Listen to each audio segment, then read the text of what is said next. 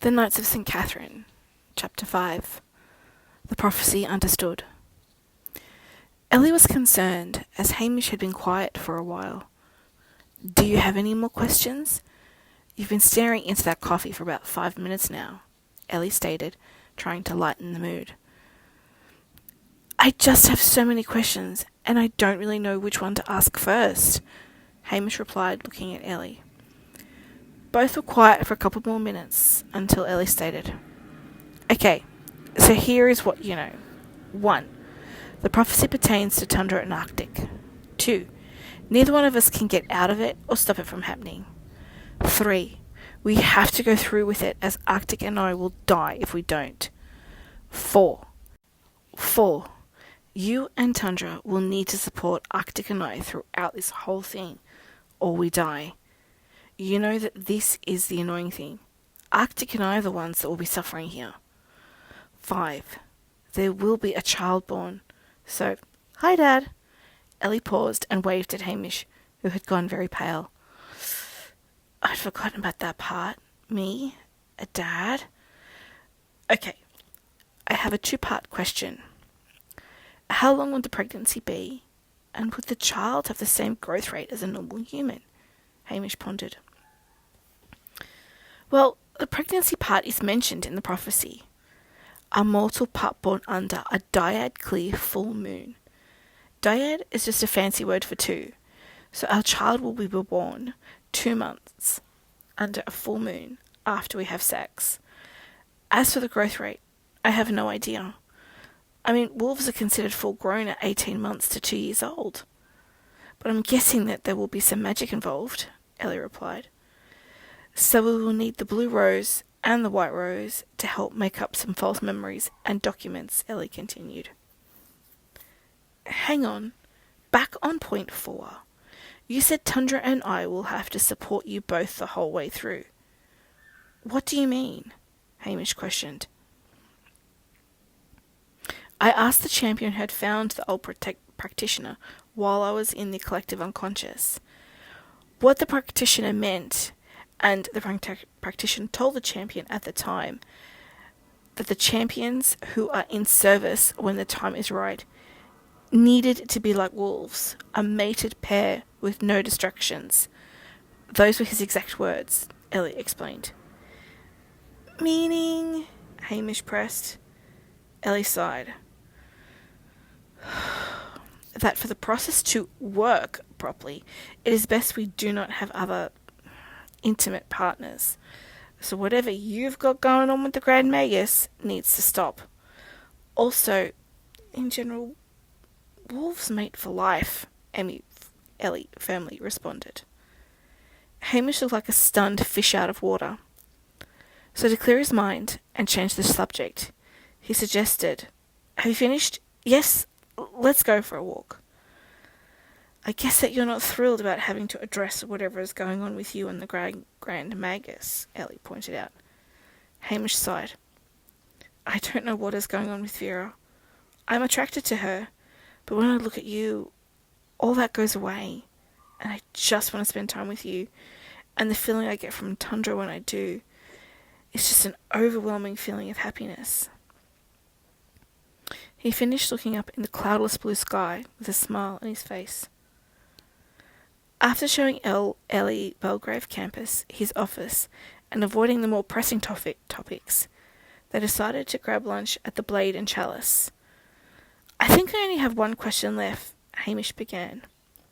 "Go on," Ellie prompted, taking a sip of the lemon bitters that sat in front of her. "When will all this occur?" Hamish asked, waving his hands between the two of them. Ellie paused before answering. "I'm not sure. The feelings and behaviours racing around my head have been getting stronger.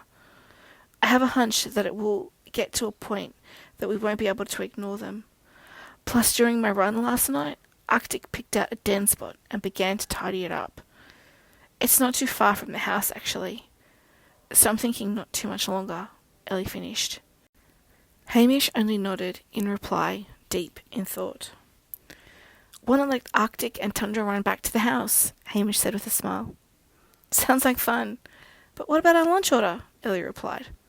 I'll just get them to deliver it to the house, and we can eat there.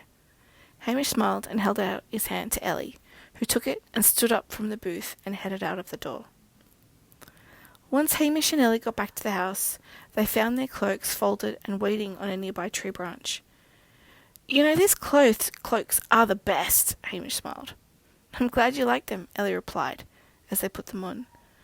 Hamish took a step towards Ellie as she looked up at him.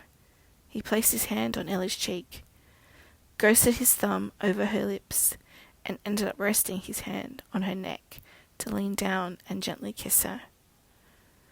In response, Ellie grabbed a hold on the front of his cloak and reached up on her toes to deepen the kiss. Hamish pulled away first with a silly grin on his face. Shall we get back to the house? Hamish asked, clearing his throat and taking a hold of Ellie's hand. Hamish and Ellie could hear voices inside the house when they were getting closer. Once they picked up their lunch order from the porch and opened the door, they could hear Nicole filling the rest of both packs in on what had happened with Vera. I don't think she is too happy about another pack of knights in the area. Yes, but did you tell the lady about how she has to give up Hamish? James inquired. She really wasn't too pleased about that either, Nicole reported. Well, that's going to be a problem, David noted. I think so. I'm sure I heard a glass breaking and swearing once I shut the door. I didn't want to hang around after that, Nicole agreed. Ellie girl, Hamish, you have a good day? Ethan almost yelled when he saw them in the foyer holding hands. Don't tell me we missed the event, Gemma asked when she saw the cloaks and hand-holding. Ellie blushed and Hamish grinned like a kid caught with a candy bar. No, Jim. We just decided to let Tundra and Arctic run back from campus, Ellie stated. So, I'm going to have problems with Vera, huh? Hamish asked. Sounds like Queen Bitch wants to keep her claws in you, Jack noted. But it's not her claws that need to be into him, Randall grinned. Sorry, he muttered to Ellie when he saw her blush even redder. Chapter 6. The main event. That woman is a downright harpy, Ethan exclaimed as he walked through the door, slamming it shut. Gee, you wouldn't have me talking about Vera there, Jack questioned, raising an eyebrow. How'd you guess, mate? Ethan replied, sinking into one of the armchairs. The stubborn woman doesn't want to give up Hamish. I think it has more to do with his ability to use magic than her actually wanting the bloke. Anyway, how is Ellie and Arctic? Ethan queried of Jack. Well, much the same. Pacing, groaning, swearing, throwing shit around, transforming on the fly. The runs through the woods aren't helping. Arctic stops at the den she has created and comes back to the house looking for Tundra. Silverback is concerned for his sister and is taking the typical male not-involved stance of backing away as far as possible from the female that may cause harm, Jack replied. Ethan chuckled and shook his head. James and Gemma came from the direction of the kitchen. I hear our fearless leader is at it again, James stated, motioning to the ceiling where muffled yelling and throwing could be heard. David is trying to reason with her not to kill Hamish. Even if he does come back smelling like Vera, Gemma cautioned. He's still doing that, huh? Jack asked, as Gemma nodded. Hey, does anyone know Ellie's blood type? Randall stated, coming up from the basement with a book in his hand. Why? Gemma asked. I'm just putting together a list of things that a hospital would normally have on hand for the delivery of a baby, and trying to adjust it for a werewolf. One of the items I thought we may need to have is blood, just in case there is a problem. Also, if it is a rare blood type, we will have to be careful about how we get it, Randall replied. Then just get the one that's used for anyone, the universal type one, Ethan countered. Randall nodded his head in agreement. Good point. We don't know how Arctic would handle a blood transfusion, Randall muttered to himself. Ellie, lass, put the vase down, David requested loudly, backing away from Ellie as far as he could. I'm going to kill him if he comes back smelling like her again. Better yet, kill myself. Then he might understand how it's breaking my heart, Ellie yelled, paused with the vase poised over her head, and promptly burst into tears. Dave, where is he? What am I doing? I can't take much more of this. I'm being torn in two, and Arctic is not much better. I just want Hamish. And then I just want to forget this whole thing and go home, Ellie sobbed, dropping the vase, shattering it on the ground. Ellie backed away from the mess and slid down the wall to the floor onto her butt. What sort of a person does this make me? Ellie said through sobs. David, who had no idea what to do, so turned his head and yelled down the stairs. Gemma, Gabby lass, Ellie's having a moment up here. David pleaded with the girls. Let me guess, she's crying again and you want to run away? Gabrielle sneered, walking up the stairs. Yes, if you don't mind, David replied, relief etched on his face as he raced downstairs. Gemma sat down beside Ellie and put an arm around her. It'll be okay, Gemma soothed. Want me to break him in two? Midnight is happy to help, Gabrielle offered. Ellie smiled at that. Thanks for the offer. I'll keep it in mind. Maybe just getting Hamish to have a shower as soon as he gets in the house might be the best idea. And I'll go out for a while when he does get back, so I don't get snarky, Ellie stated with her eyes closed. Hi, honey, I'm home, Hamish called as he walked through the door later that day.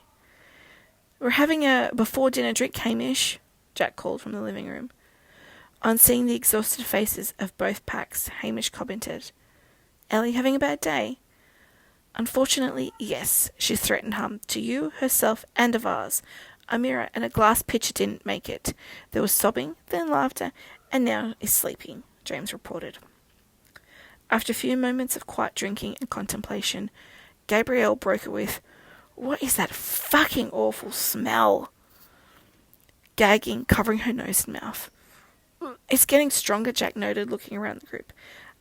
Nicole, you had better stay in that corner and not make any sudden movements, Jack added when he realised what was occurring, much to Nicole's confusion.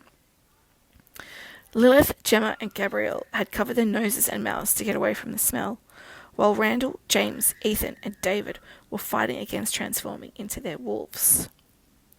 Hamish, I hate to say it, but it's time, Jack told Hamish, who was looking as confused as Nicole. What? Hamish dumbly asked, while Jack gave him a serious side-eye. Oh, but what is happening to all of them, and why are you not trying to stop transforming? Hamish asked, as the smell slowly got stronger, and moans could be heard from the upstairs bedroom. Arctic's heat, man. It's kicked in.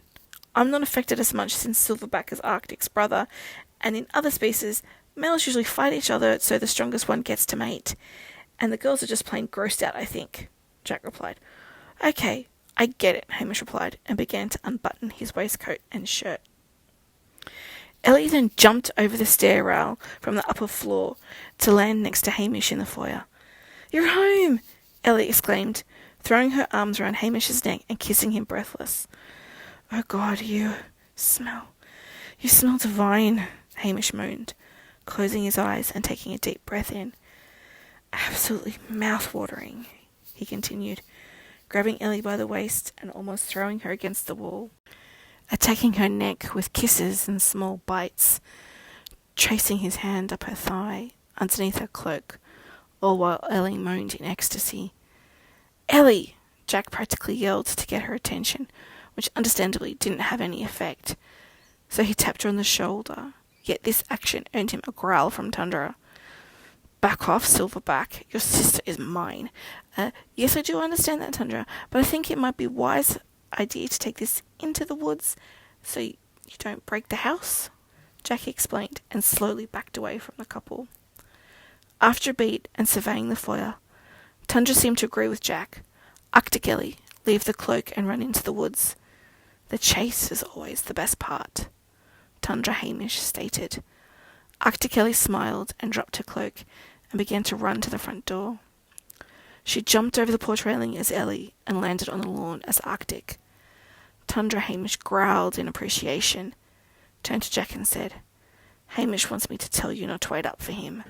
With that, Tundra Hamish dropped his suit trousers and pulled the same move Ellie did, over the railing and into the woods. Jack simply yelled, "Have fun!" out of the door, and he was rewarded with the two of them howling back at him.